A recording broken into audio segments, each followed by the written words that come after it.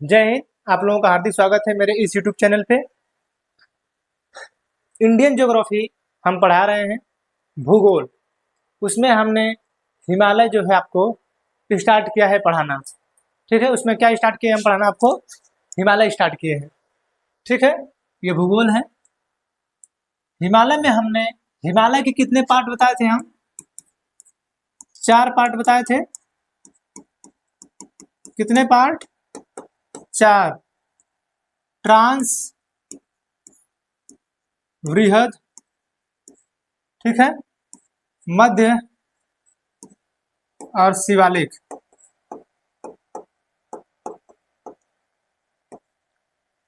4 part इसके बताए थे। हिमालय के 4 पार्ट हैं: ट्रांस हिमालय, बृहद हिमालय, मध्य हिमालय, शिवालिक हिमालय।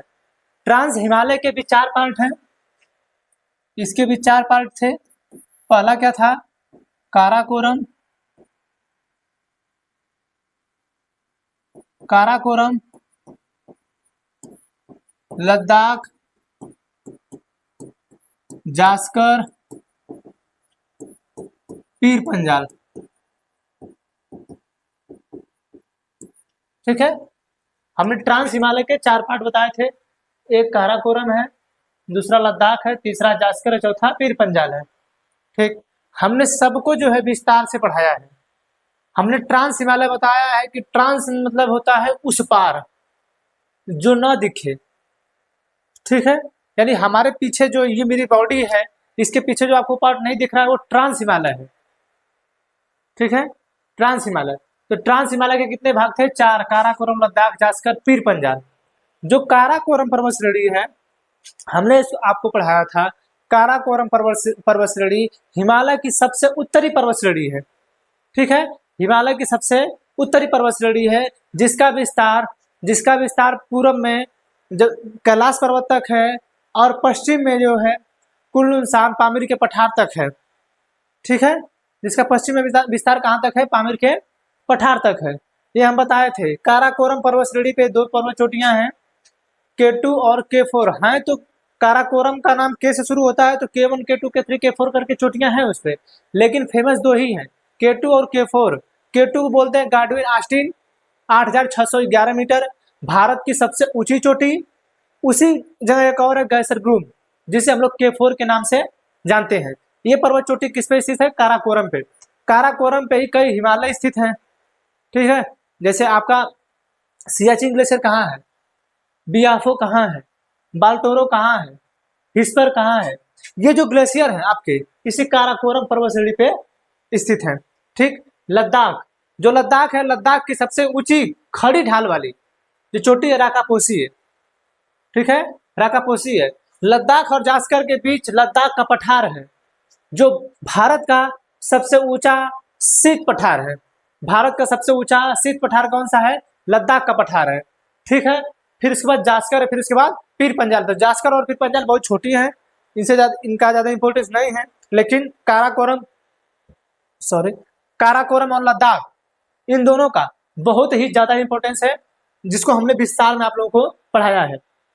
ठीक है, बृहद हिमालय, बृहद हिमालय को भी हमने विस्तार से पढ़ाया है कि नंगा पर्वत चोटी से लेके जो पाकिस्तान में है, वहां से लेके अरुणाचल प्रदेश, जो हमारा पूर्व वाला भाग है हमारे भारत का, अरुणाचल प्रदेश, वहां तक है। ठीक है, कहां तक है? नंगा पर्वत से लेके नामचा बरवा तक किसका विस्तार है? बृहद हिमालय का। ठीक, इस पे कई ठो चोटियां, केदारनाथ, बद्रीनाथ, मनसालू, महाकालू, माउंट एवरेस्ट, छोयू, कंचनजंगा। ठीक है, कंचनजंगा, ये सब जो चोटियां हैं कहाँ स्थित है? बृहद हिमालय पे। ठीक है, शायद एक चीज हम भूल गए हैं किसी टॉपिक में, कंचनजंगा को बताना। ठीक है, तो 8611 मीटर ये तो ऊंचाई है काराकोरम K2 की। के को काराकोरम बोला जाता है। ठीक है, तो K2 की ऊंचाई 8611 मीटर, ये भारत की सबसे ऊंची चोटी है। ठीक है, और एक है कंचनजंगा। ठीक है, कंचनजंगा ये आपके सिक्किम वाले भाग में है। कहाँ है? सिक्किम में है। 8,598 मीटर इसकी ऊंचाई है। ठीक है, कितनी है? 8,598 मीटर। तो ये जो आप K2 देख रहे हैं ये पीओके वाले भाग में है। कहाँ है? पीओके वाले भाग में। इसीलिए हम लोग पीओके को अपना मानते हैं। तो हम जो है K2 गाडविन ऑस्टिन को भारत की सबसे ऊंची चोटी बताते हैं, जबकि सिक्किम में है कंचनजंगा 8,598 मीटर। इसे हम लोग भारत में इसकी सबसे ऊंची चोटी बताते हैं। ठीक है, कंफ्यूजन तो नहीं ना होगा? ठीक, फिर है मध्य हिमालय। ठीक है, जो हमारे यहाँ टूरिज्म पर्यटन गुलमर्ग सोनमर्ग आप लोग जो देखते हैं ना, कुल्लू मनाली शिमला दून द्वार जो देखते हैं, आप इसी में सब पाएंगे। ठीक है, ये सब विस्तार में पढ़ाया हूँ। शिवालिक हिमालय, हिमालय की पदस्थली, यानी यही से स्टार्ट किया था चढ़ना। जैसे किसी कार में जब चढ़ने के लिए ऊंची रहती थी, चढ़ने के लिए पावदानी नहीं लगा जाता है। ठीक है, अरे ऐसे पावदानी नहीं लगा रहता है कार में, इस तरीके का, इस पे पैर बार रख के लोग बैठते हैं सीटवा पे, तो ये उसकी पदस्थली है उस कार की। उसी तरह हमारे हिमालय की पदस्थली किसे बोला जाता है? शिवालिक को। ठीक है, शिवालिक का मतलब शिव आलय, यानी प्रभु का जहां घर है उसे शिवालिक कहते हैं। ठीक है, तो उत्तराखंड के कुछ पार्ट जो निचले में है, ठीक है, ये सब कहाँ है? शिवालिक में स्थित है, जहां पे खुद आके महादेव निवास करते हैं। ठीक है, ये सब जो है हमने आपको बताया है। ठीक है, हमने क्या किया? आपको ये बताया है। अब पूछता क्या है कि ये जो आप पढ़ रहे हैं ट्रांस हिमालय, बृहद हिमालय, मध्य हिमालय और शिवालिक हिमालय, ठीक है, ये जो आप पढ़ रहे हैं इनके बीच में कुछ ना कुछ गैप है। यहां भी खाली स्थान है, यहां भी खाली स्थान है, यहां भी खाली स्थान है। ठीक है, इन खाली स्थानों को आप क्या कहेंगे?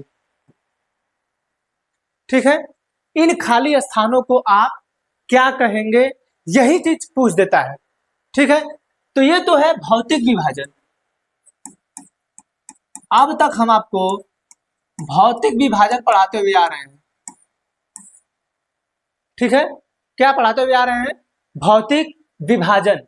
भौतिक विभाजन का हम जब आपको पढ़ा रहे थे तो हम बताए कि ये ट्रांस हिमालय है, इसके 4 पार्ट हैं, काराकोरम, लद्दाख, जास्कर, पीर पंजाल। ये बृहद हिमालय है, ये मध्य हिमालय, ये शिवालिक हिमालय है। ठीक है, अब इसके बीच के भाग हैं।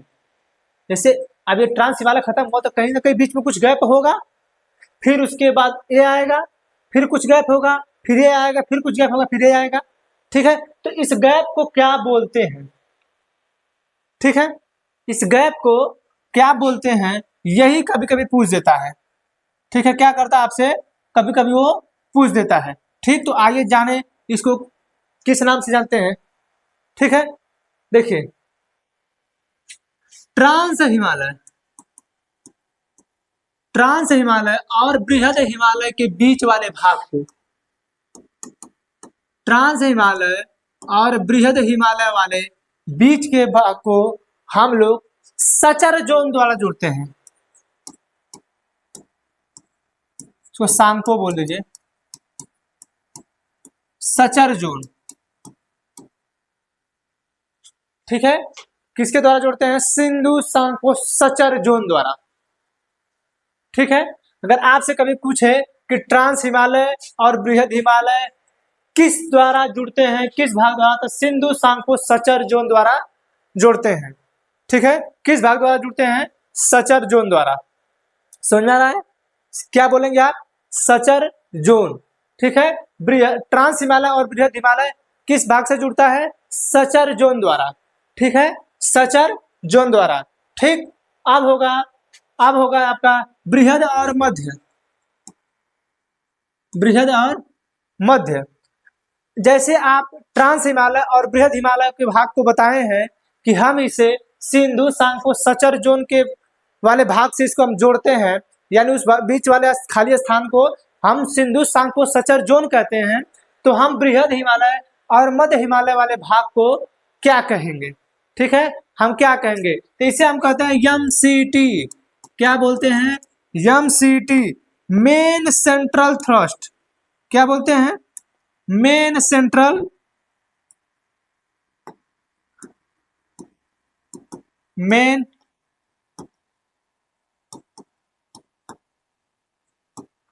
ठीक है, main central thrust, MCT, main central thrust द्वारा बृहद हिमालय और मध्य हिमालय अलग होते हैं। ठीक है, किस भाग द्वारा बृहद हिमालय और ट्रांस हिमालय अलग होता है? तो सांगपो सचर जोन द्वारा। किस भाग द्वारा मध्य हिमालय और बृहद हिमालय अलग होता है? तो MCT, मेन सेंट्रल थ्रस्ट द्वारा। ठीक है, समझ में आ रहा है चीज? ये उन्होंने ही डिसाइड किया, जो भूगोलवेत्ता है उन्होंने ही ये बताया है कि इसको हम ये नाम दे रहे हैं, जबकि आप कोई भी नाम ना दे तब भी चलेगा। ठीक है, समझ आ रहा है? तो पहला तो जो है आपका ट्रांस हिमालय और बृहद हिमालय किसके द्वारा जुड़ा? सांगपो सचर जोन द्वारा। किसके द्वारा जुड़ा? सांगपो सचर जोन द्वारा। अगर आप ट्रांस हिमालय और बृहद हिमालय को जब जोड़ेंगे, सॉरी, बृहद हिमालय और मध्य हिमालय को आप जोड़ेंगे तो उसको बोलेंगे आप MCT, main central thrust, main central thrust, main central thrust. ठीक है, मध्य हिमालय, बृहद हिमालय और मध्य हिमालय किसके द्वारा जुड़ता है? MCT, मेन सेंट्रल थ्रस्ट द्वारा। ठीक है, अब मध्य हिमालय और शिवालिक हिमालय को किस भाग द्वारा जोड़ेंगे? मध्य हिमालय और शिवालिक हिमालय को किस भाग द्वारा आप जोड़ेंगे? सबके नाम आते जा रहे हैं। ठीक है, अब इसके भी नाम आएंगे तो इसका नाम होगा GBF। ठीक है, क्या इसका नाम होगा? GBF। ठीक है, great boundary fall.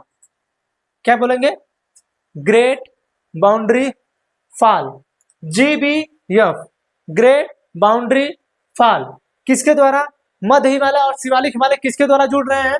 Great boundary fall, GBF, great boundary fall द्वारा शिवालिक हिमालय और मध्य हिमालय को जोड़ा जा रहा है। मध्य हिमालय और बृहद हिमालय को किसके द्वारा जोड़ा जा रहा है? MCT, main central thrust, main central thrust द्वारा बृहद हिमालय और मध्य हिमालय को जोड़ा जा रहा है। ट्रांस हिमालय को किसके द्वारा जोड़ा जाएगा? ट्रांस हिमालय और बृहद हिमालय को किसके द्वारा जोड़ा जाएगा? Sindhu Tsangpo suture zone, Sindhu Tsangpo suture zone द्वारा आपको ट्रांस हिमालय और बृहद हिमालय जुड़ते हुए मिलेंगे। बृहद हिमालय और मध्य हिमालय MCT द्वारा जुड़ते मिलेंगे। ठीक है, मध्य हिमालय शिवालिक हिमालय जो है GBF, ग्रेट बाउंड्री फॉल द्वारा जुड़ते हुए मिलेंगे। समझ में आ गया? ये चीज समझ में आया? अगर आपसे कभी पूछे कि ये किसके किसके द्वारा जुड़ते हैं तो आप बता देंगे आप लोग। समझ में आ गया? ठीक है, ट्रांस हिमालय के कितने भाग हैं? 4 भाग हैं, बृहद, काराकोरम, लद्दाख, जास्कर, पीर पंजाल। काराकोरम, लद्दाख, जास्कर, पीर पंजाल। एक कंफ्यूजन होता है, पीर पंजाल को कभी कभी जो है बृहद हिमालय का भाग माना जाता है। ठीक है, पीर पंजाल को कभी कभी बृहद हिमालय का भाग माना जाता है, क्योंकि जो चीजें बृहद हिमालय में मिलती हैं वो पीर पंजाल में मिलती है, बाकी उसके अन्य काराकोरम, लद्दाख, जास्कर में नहीं मिलता है। लेकिन बृहद हिमालय जो है पीर पंजाल हिमालय थोड़ा थोड़ा मैच करता है बृहद हिमालय से। ठीक है, समझ में आ गया? तो कंफ्यूजन में नहीं रहना है। किसके किसके द्वारा जुड़ेगा? Tsangpo suture zone, main central thrust, GBF, great boundary fault. अभी तो हमने इस बेस पे इसका विभाजन किया है, इस बेस पे। ठीक है, ये है हमारा भौतिक विभाजन। ठीक है, क्या है? भौतिक विभाजन है। ठीक है, अब क्या हुआ, हमारे वैज्ञानिक संतुष्ट नहीं हो रहे थे। उनको लग रहा था कि ये है क्या, ये ऐसे काहे होगा। ठीक है, जैसे कभी कभी कुछ चीजें, केक देखें, केक, अगर केक का ऊपरी भाग किसी को काट के जो मलाई वाला है, मलाई वाला भाग किसी और को दे दिया जाए, फिर उसके नीचे पावरोटी वाला किसी और को दे दिया जाए, फिर कुछ नीचे और लगा किसी और को दे दिया जाए, तो कितना अच्छा लगेगा। हाँ, यानी जो केक आप बनाते हैं, मान के चलिए केक का एक ऊपरी पार्ट है, ठीक है, इसी में एक और एक पार्ट है केक का, ये एक पार्ट है आपका केक का ये वाला। ठीक है, आप क्या कर रहे हैं कि इस तीनों वाले भगवाओं में से एक एक भगवा सबको उठा के दे दे रहे हैं। वो अच्छा लगेगा कि इस 3 वाले भगवा को ऐसे ऐसे काट देंगे और सबको देंगे, तब अच्छा लगेगा। हाँ, समझ में आ रहा है चीज? ये बताइए, ये पीला किसी और को दे दिए, ब्लैक वाला किसी और को दे दिए, रेड वाला किसी और को दे दिए, अच्छा लगेगा? नहीं अच्छा लगेगा। इसलिए हमारे भूगोलवेत्ताओं ने यह सोचा कि क्यों ना हम इसे नदियों के आधार पे बांटें। ठीक है, किस आधार पे बांटे?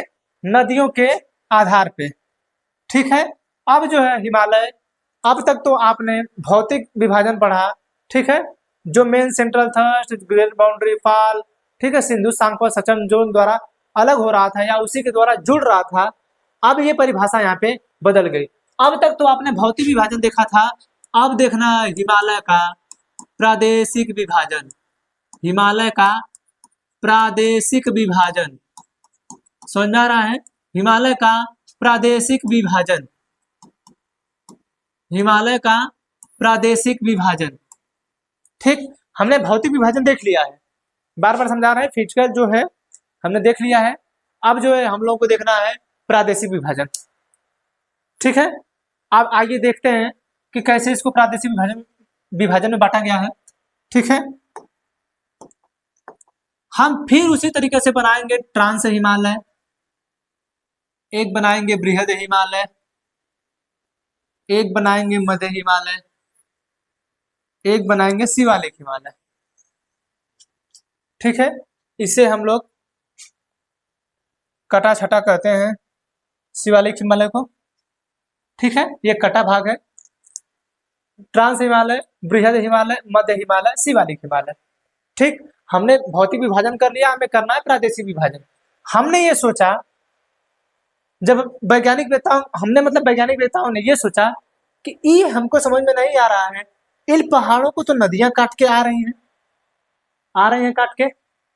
ठीक है, इन पहाड़ों को क्या करके आ रही हैं? नदियां काटते हुए आ रही हैं। ठीक है, समझा रहा है ये चीज समझा रहा है? इनको जो है पहाड़ों को नदियां काट के निकल रही हैं। ठीक है, तो क्यों ना हम इनका विभाजन नदियों के आधार पे कर दें? किस आधार पे? नदियों के आधार पे। यानी जो हिमालय का प्रादेशिक विभाजन हुआ है वो नदियों के आधार पर हुआ है। ठीक है, किस पे हुआ है? नदियों के आधार पे। ठीक है, नदियों के आधार पे हुआ है। ठीक, अब देखिए, एक नदी निकलती है यहां से, सिंधु नदी। ठीक,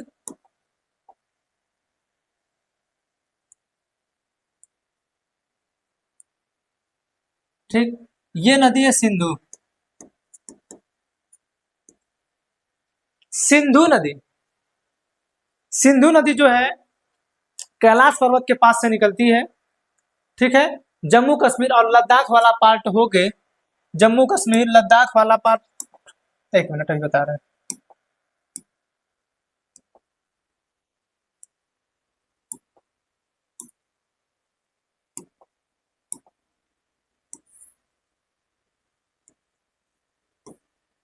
भारत का मैप दिख रहा है आपको? ठीक है, भारत का मैप दिख रहा है।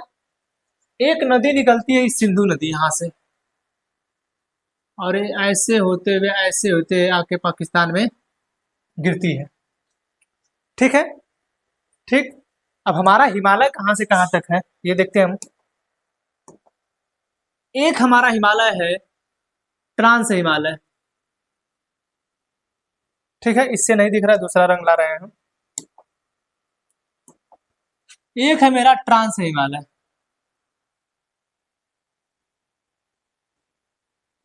एक है हमारा ट्रांस हिमालय। ठीक, एक ट्रांस हिमालय है, दूसरा है हमारा बृहद हिमालय।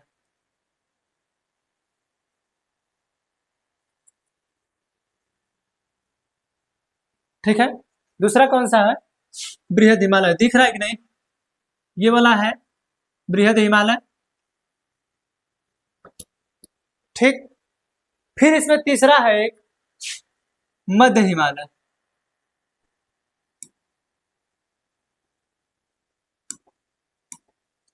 एक है इसमें मध्य हिमालय। ठीक, और एक लास्ट है आपका शिवालिक हिमालय, जो कटा छटा है।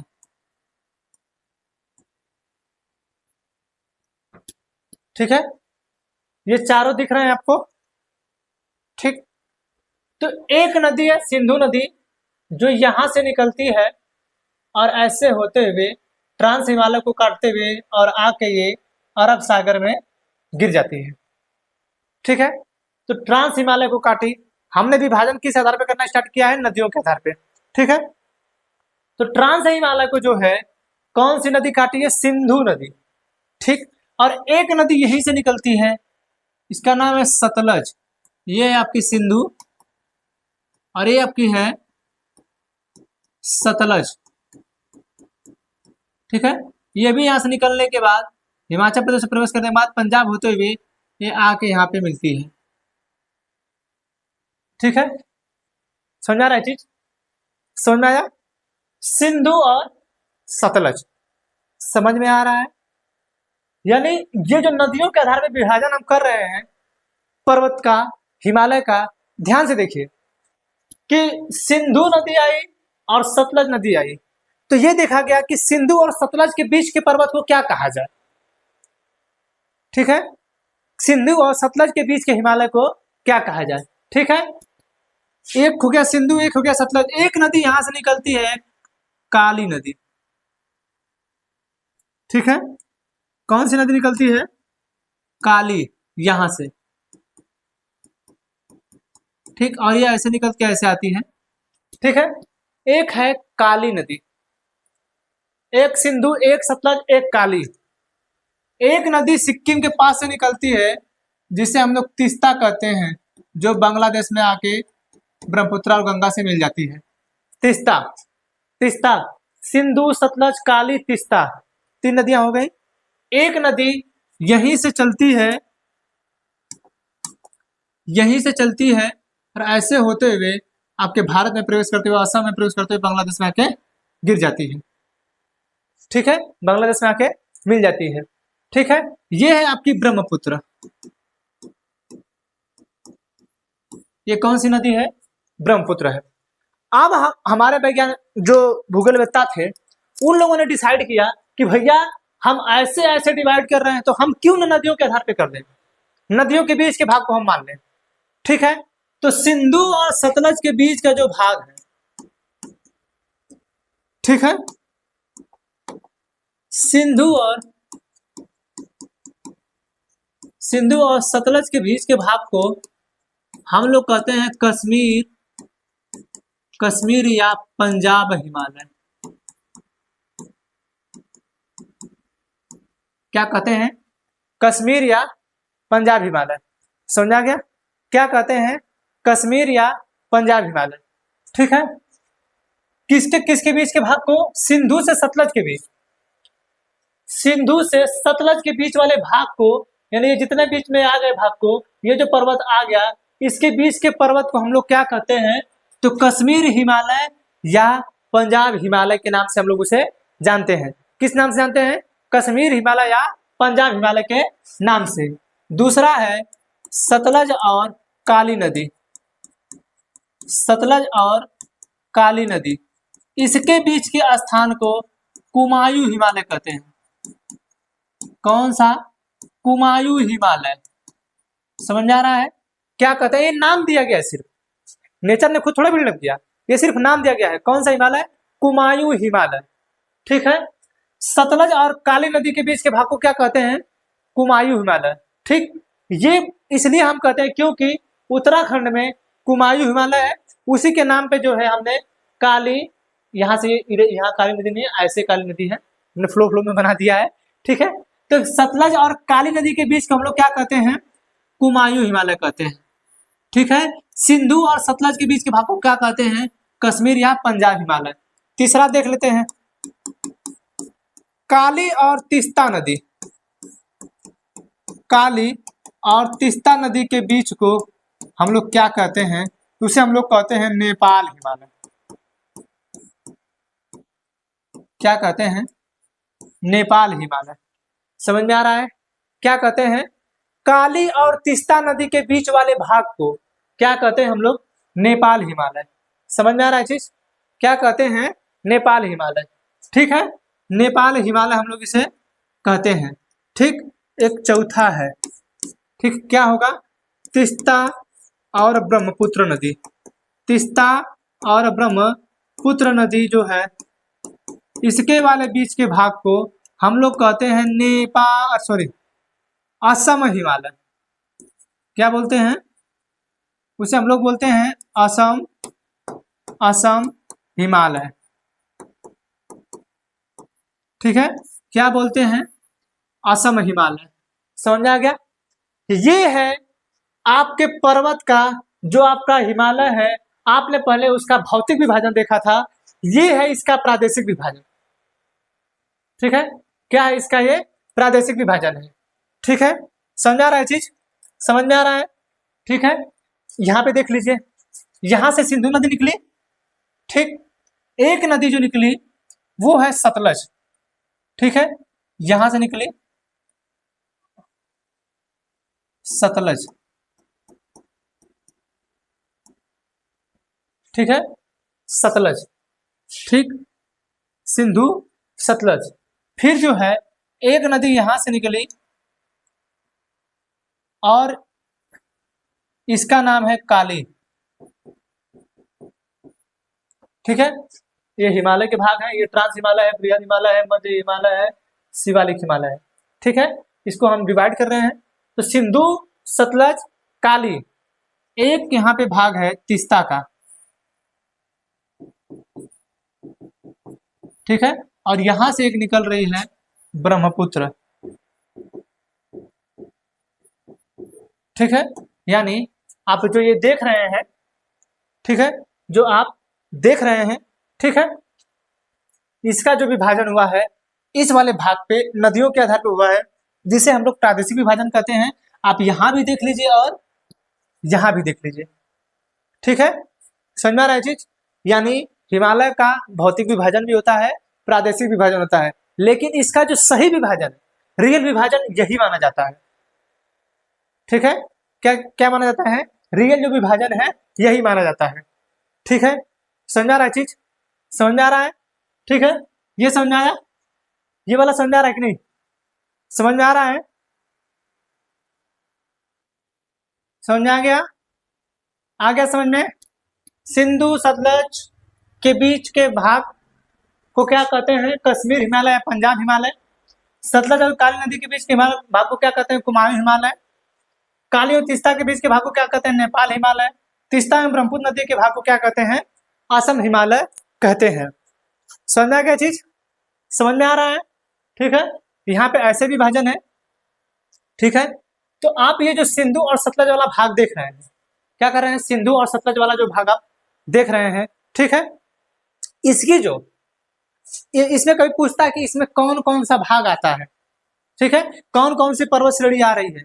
इसमें आती है काराकोरम, लद्दाख, जास्कर, पीर पंजाल। सिंधु और सतलज के बीच में स्थित कौन सी पर्वत श्रेणी आती है? तो काराकोरम, लद्दाख, जास्कर, पीर पंजाल आता है। ठीक है, ये चीज अभी हम आपको लिखवाए हैं। ठीक है, अभी बता रहे थे हम। ठीक है, देखिए कश्मीर हिमालय जो है, अभी ये जो कश्मीर हिमालय है, ये जो कश्मीर हिमालय है, ठीक है, इसकी चर्चा देखिए। कश्मीर हिमालय जो है, लंबाई इसकी 560 किलोमीटर है। कितना है? 560 किलोमीटर। चौड़ाई जो है कितनी है? 250 से लेकर 400 किलोमीटर है। ठीक है, लंबाई 560 किलोमीटर, चौड़ाई 250 से 400 किलोमीटर है। ठीक है, इसके बीच कौन कौन से पर्वत श्रेणी आती है? लद्दाख आता है, जास्कर, काराकोरम और पीर पंजाल। लद्दाख, जास्कर, काराकोरम और पीर पंजाल पर्वत श्रेणी इस हिमालय के अंतर्गत आता है। इस हिमालय के अंतर्गत आता है। ठीक है, ये करेवा झिल्ली निक्षेप, करेवा झिल्ली निक्षेप जब पहाड़ों से, जब कश्मीर हिमालय में जो नदियां निकलती हैं, इस कश्मीर हिमालय में सिंधु और सतलज जो नदियां निकलती हैं, तो हिमालय में जो अभी नवीन पर्वत है, हिमालय अभी बना हुआ है। ठीक है, तो इससे जो मिट्टी निकलती है, ठीक है, पर्वतों से जो नदियां आती हैं, तो अपने साथ जो कचरा लाती हैं, उससे जो है एक झील का निर्माण होता है।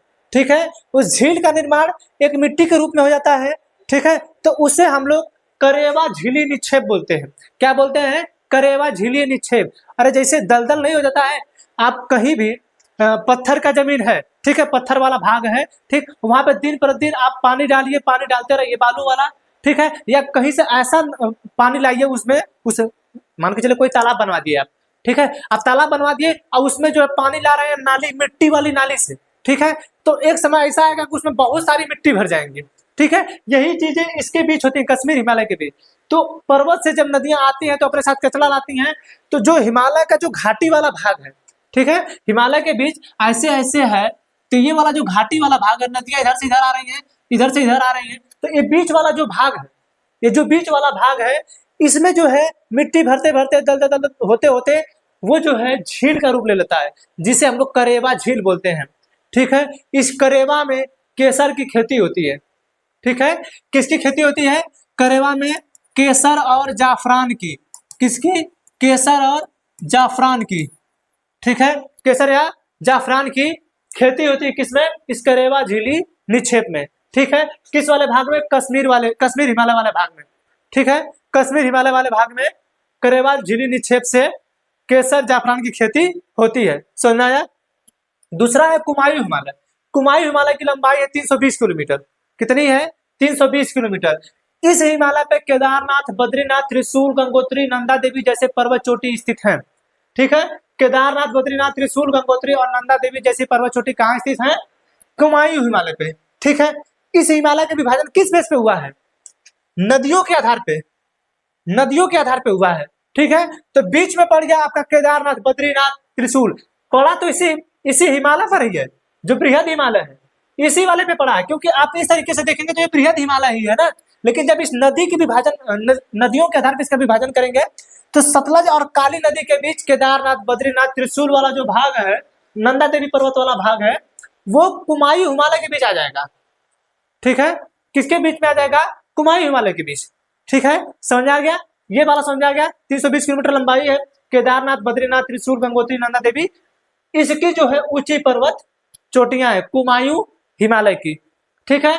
तीसरा है नेपाल हिमालय, सबसे लंबा हिमालय। अगर नदियों के आधार पर देखा जाए तो आपसे कभी क्वेश्चन पूछे कि नदियों के आधार पर सबसे लंबा विभाजन किस नदी का हुआ है, किस हिमालय का हुआ है, तो नेपाल हिमालय का हुआ है। सबसे लंबा 800 किलोमीटर है, ठीक है। औसत ऊंचाई इसकी जो है 6000 मीटर है, ठीक है। नेपाल हिमालय की औसत ऊंचाई जो है 6000 मीटर है। लंबा कितना है? लगभग 800 किलोमीटर है। कितना है? लगभग 800 किलोमीटर, ठीक है। कितना है? 800 किलोमीटर। इसी पर स्थित है आपका माउंट एवरेस्ट, कंचनजंगा, धौलागिरी, मकालू, ठीक है। कौन कौन से? माउंट एवरेस्ट, कंचनजंगा, धौलागिरी और मकालू, ठीक है।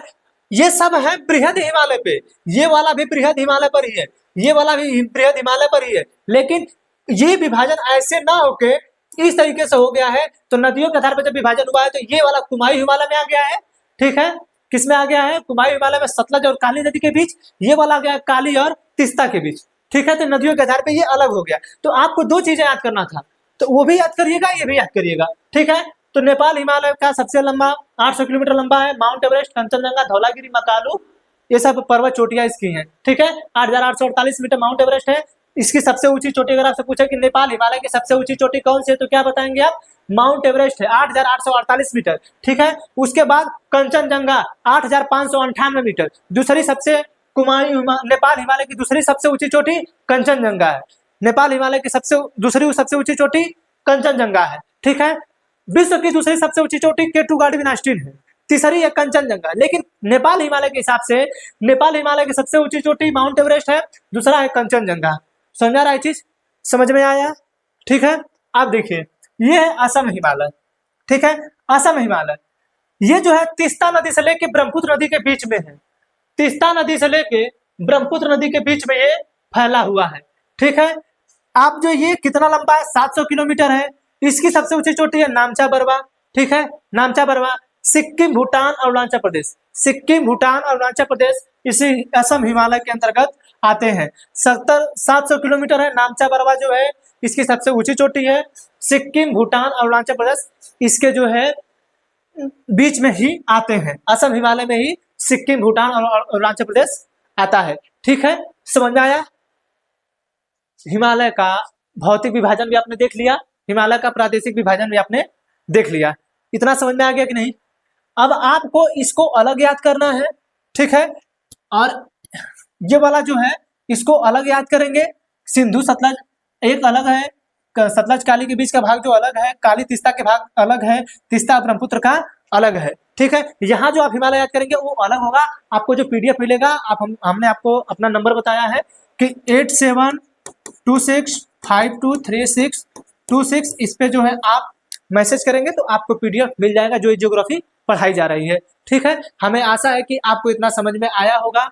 ठीक है, मिलेंगे अगले क्लास में, तब तक के लिए जय हिंद। समझा गया ना? इतना सब पढ़ाए हैं, ये वाला ये वाला ये ऐसे, फिर ये फिर ये। ठीक है, मिलेंगे अगले क्लास में, तब तक के लिए जय हिंद।